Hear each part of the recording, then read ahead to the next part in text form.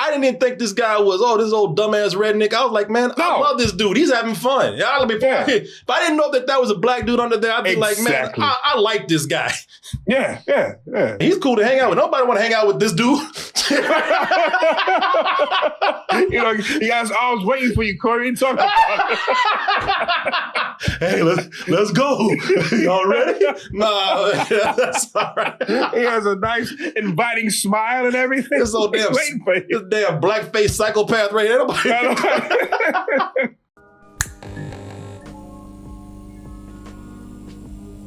Double Toast is going to be doing a little tour. It's going to be hitting 3 cities very soon.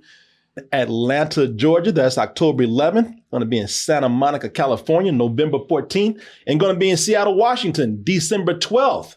And you can get your tickets for those by going to x1entertainment.com/double toasted. Have you ever heard of a Druski? Yes. That's a Druski right there. Yes. He kind of like those damn toys that are out there right now. What are those things called? Them little gremlins? Oh, the Furbies? No, not Furbies. Them old school Furbies? Yeah, no, not the. Well, he does kind of like, he does look Furbish, but. Like a Furby.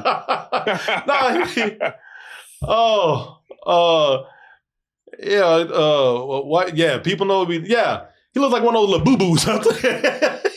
Labubu's? What the fuck is a Labubu? You never heard of Labubu? I will turn you on to the Labubu right after this, man. Labuski right here. No. Hey, Druski is very talented, very funny comedian, and I guess he makes skits. And you've probably seen him on, he's big enough now that he's doing commercials, and he's out there hanging with A-list stars and whatnot. So, he's well known, but the man, he caused somewhat of an uproar this weekend. Yeah. When he, people said, that's no good ski right there. When my man went to NASCAR and and filmed himself, meeting the people, making friends. And I have a little video of that right here.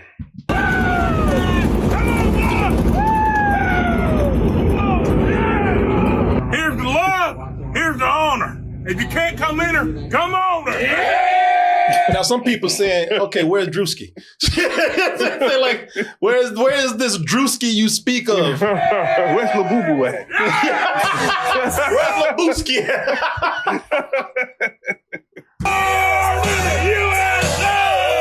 Through the magic of not white face, but full white body.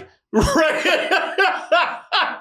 Yes. He transformed into the jolly fat redneck you see before you right here. Lovable jolly redneck. The lovable jolly redneck. Druski the redneck. And I have to admit, man, he was lovable to me. I wanted to hang out with this redneck, man. Right. When I saw like, this guy's cool. Yeah, I want to go to NASCAR now.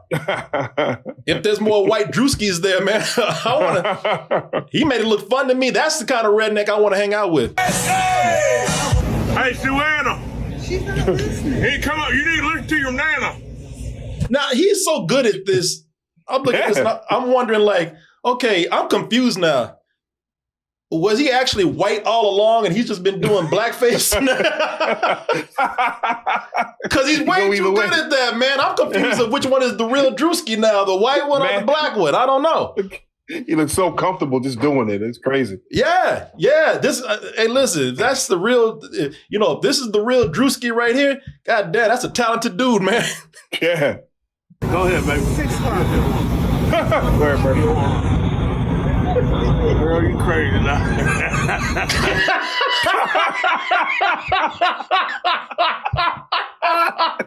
I actually think he was so committed to this role that he actually had sex with that woman. He probably did. I think he took it back and wore that white ass up, man. Took it right to the back of that trailer right there. Come on here, woman, take a smoke of this. I love this, man. Goddamn trailer takedown. He tore that ass up. He tore that redneck ass up. I love his redneck vibes here, man. I'm having a great time with this. It's a little stereotypical. But that's what happened.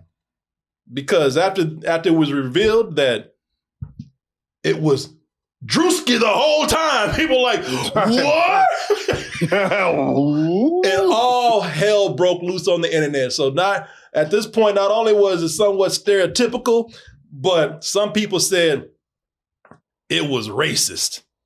And not only was it racist, it was reverse racism. And on top of that, it's hypocritical and it's a double standard because a lot of rednecks said, well, I can't go out and be Druski because I'd be racist. And the white man has been put down enough. It is. There are some people actually saying that the white man has been oppressed for too long now. Yeah, persecuted for too long. This white oppression has got to stop. I can't go look like Druski. So, how is that not fair? Listen, people. I'm gonna tell you something. Let me see. This is where we got to come in and explain this, because I'm gonna let y'all know right now that I for some of you out there, I kind of see what you're talking about. For those of you who don't know, who are ignorant about certain parts of history, I can understand how this would seem like a double standard to you, how this would seem hypocritical to you. But the simple fact of the matter is, whiteface don't have the same history as blackface. Yeah, Jesus.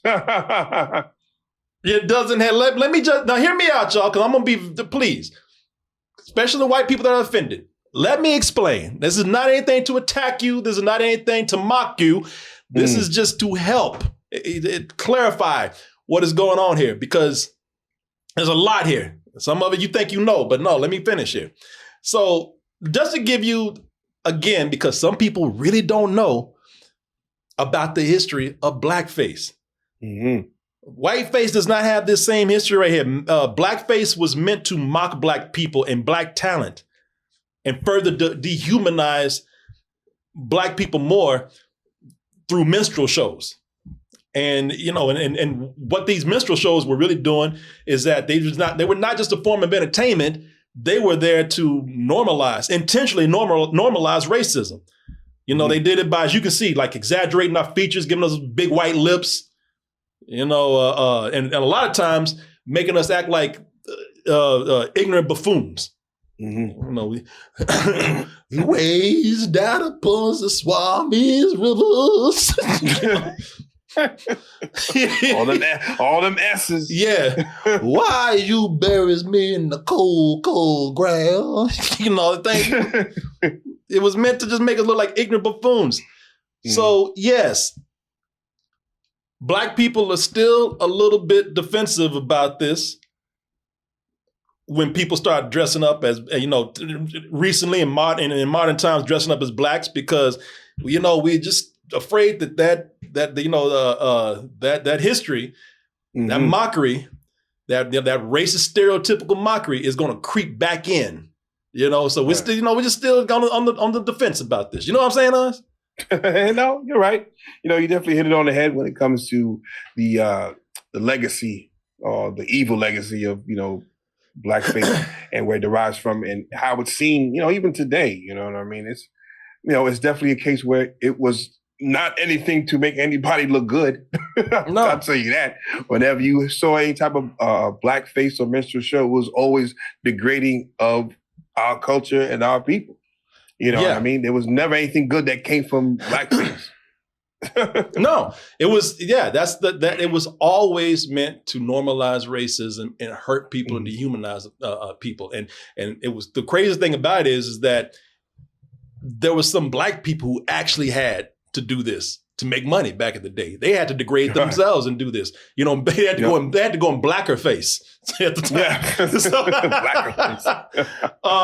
Now, yes, while whiteface does not have the same history, I don't condone lazy stereotypes for a laugh, anything like that. But I will tell you, the times that whiteface has been done, most of the time, I can't say all the time, but most of the time, it was not meant to mock anybody. It was often used as satire to kind of point out racism or double standards. I could bring up a lot of examples, but I remember back in the day there was it's a crazy ass movie called Watermelon Man. Do you remember that? I remember that. Yeah. Yeah. Mario Van Peebles did it. It was a movie about a privileged and kind of entitled white dude who one day went to take a shit and looked in the mirror and his ass was black. and I gotta say, even the white makeup was horrible back then. He looks like if anything, he looks Puerto Rican or something. but yeah, you can watch this movie today. It's a wild movie. I think we have to face up to some. Oh, look, don't start. You can't stand the sight of me. And then this one night he gets a call of nature, right? And I gotta watch. They showed his black ass in the trailer. Yeah. What other aspects does the film contain? And so they start playing all kind of stereotypes, like his job. He gets demoted. He runs for the bus every day as a white man, to stay healthy. The day he was black, they ran for the bus. The police ran his ass down. Yeah, I really thought they were gonna have him outrun the bus or some bullshit. No, he would have. The police didn't stop him, and all the neighbors were running out. They were like, "Hey, stop it! Get that." Stole something. So, it's a wild movie, man. Of course, people think about other stereotypes. He's got a big dick, so, there's a woman at work that's hitting on him. There's some classic things out there that people have done with Whiteface. Again, to prove a point as satire. You remember Eddie Murphy in White Like Me from Saturday Night Live? Oh, yeah, I remember that, yeah. Where, it was exaggerated. Again, it's satire, but everywhere he went, like once black people were removed from the situation, the life took a totally different turn. You actually, as a white man, you got more privileges. You have no credit. You don't even have any ID. Is that correct? That's right. I'll take care of Mr. White. It's again, they know that this is a satire. They ain't trying to be clever, Mr. White. Right. What a silly.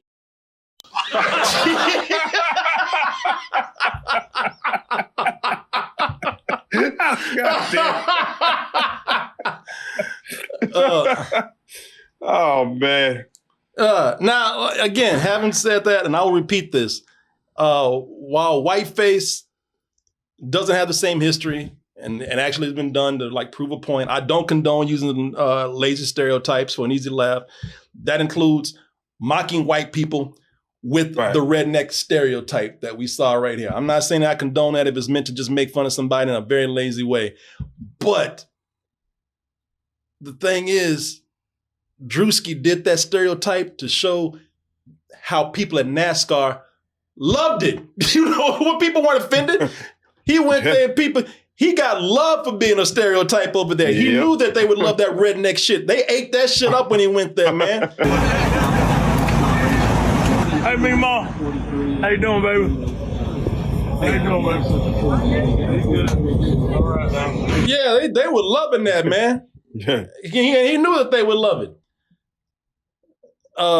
We don't love this minstrel shit, this old mammy minstrel shit right here. Yeah. Let somebody roll up on a group of black people looking like that with those big white lips and them bugged out eyes. It ain't gonna be hugs and laughs. It's gonna be fist flying a foot up your ass. That's what's gonna happen. So what made Robert Downey Jr.'s portrayal? Because everybody goes to that Tropic Thunder. What made that okay? Again, it was clever satire. It wasn't really lazy, and it was, it was pointed out that this is a man who could get away with that in that world. He was getting away with that because he was seen as an actor who was so talented. They were making fun of blackface in a way. They weren't doing it to mock people. That's why I said, that was a big thing. Yeah, that's why I said I'm not a person who stands on a rigid line right here. If something is done to prove a point and it's clever and there's a meaning behind it and it's not meant to hurt somebody but actually make a point, and it's not lazy, I'm down with that. And that's why nobody has a problem with Robert Downey Jr. No, Exactly, which is, that's how you do blackface right. So get to it. Blackface done right. Yeah. If you notice, man, anybody wants to say, well, you won't let us do it. Robert Downey Jr. did it, and they did it in a way that was, again, it was part of a story. There was a point to it. It was clever. So yeah, man, come on, But listen, and I understand, man. This is still a weird time, and I wish we didn't have all these things between us. But listen, it is where it is. I just told you why. We told you. We even gave y'all reasons for blackface. Right, real quick. Yeah, that was a great point, Oz. Hey, listen, calm down, everybody. If nothing else, Druski was good at it. He was just lovable. Yeah. It's funny because if you didn't know anybody, like, okay, this guy's having fun. I like the fact that he's having fun the way he is. Yeah. You know what I mean? Even if you know who it was, like, okay, this guy's having a good time. That's fun. I didn't even think this guy was, this old dumbass redneck. I was like, man, I love this dude. He's having fun. If I didn't know that was a black dude under there, I'd be like, man, I like this guy. Yeah. He seems like he seems like a cool dude to hang out with. Yeah, he's cool to hang out with. Nobody want to hang out with this dude. He got arms waiting for you, Corey. Talk about it. Hey, let's go. Y'all ready? Nah, that's all right. He has a nice, inviting smile and everything. This old damn blackface psychopath right there. Somebody said some other examples out there. Like, was there a blackface episode of It's Always Sunny in Philadelphia? Because I guarantee you, those guys could get away with it if they did it. Right. Yeah, they'd be doing something funny with it. Have you ever seen that show? Certain parts, I haven't seen it a lot. But I bring up that movie, Crazy Soul Man. Well, listen, it's funny because I saw C. Thomas Howell. He was the main dude in that movie, and I saw him at a convention. And my dumb ass was like, "Hey, Soul Man too." Man, you knew what you were doing. Hey, man, I don't know why you got mad. No, it was funny because he was like, "You know what? I wish," and he called me over and said, "Yeah, we were trying. Our heart was in the right place in that movie. It's just that we had a bunch of white writers, writing the stuff. If we had more people in the room, maybe it would have landed better in the movie. You know what, man? And at the same time, he was like, everybody's too woke today. I'm like, all right, man, now you go crazy. Okay. I understand that. I did think the movie had its heart in the right place. It's just that way it went about was kind of wacky. Soul Man, it was just offensive because it was written badly and it was terrible and there was nothing clever in it. Right. But you know what? I believe that C. Thomas Howell, even though he looked nothing like, he looked Middle Eastern or some shit, Yeah, he didn't look, man. He didn't look like. Yeah, no. He looked like no black man. He looked like, he looked like Iranian or something, man. Yeah, he looked crazy. But man, I'm with you on that. I believe that in Soul Man, that they could have got away with that because they were making a point if it had better writers, and if they had, maybe one, not one white dude in blackface, a real black dude in the writer's room. Doing something with that's that. what he said. Tired, Mark? Well, they won. I'm not sure, but that was his words. I really couldn't eat another bite. All my life, I've only been able to think about one thing. White women. But now come on, Billy is there. Well, yeah.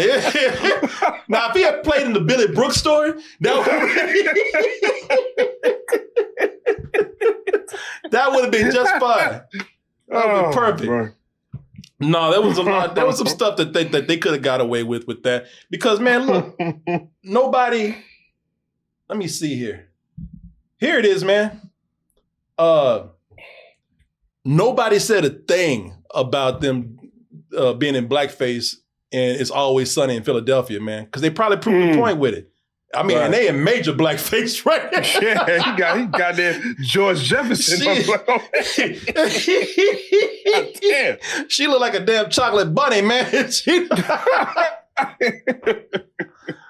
Yeah, and nobody said anything because they were proving a point. So nobody's saying you can't do blackface. It's always possible to do something, but you just can't put the shit on and just and do a stereotype and think you get a pass on that. No, no. It's not how that works. It's not how that works at all.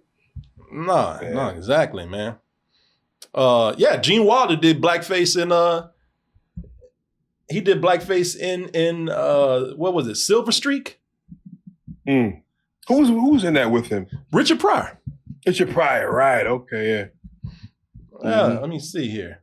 Silver Streak, blackface. Yeah, and Gene Wilder was acting way too black, trying too hard. Yeah, baby. Yeah. How do I look? You look sharp. I feel sharp. You hear? I feel like what the See, because you had a reaction from an actual black man and then making fun of the fact that he's, that even he doesn't feel comfortable doing this, nobody's saying anything about that. Right. So, yeah. Somebody said, that's funny. Somebody said wrong chocolate, Willy Wonka. Good day to you, sir. I said good day. I said good day to you, sir. I said good day, baby. God damn. Well, would you look at that? You made it to the end of the video. That means you really like us. So just go ahead and press that like button and subscribe while you're at it. And check out our other channels, our social media like Instagram, TikTok, and our Patreon where we have new stuff coming up all the time. And we'll see you on the next video.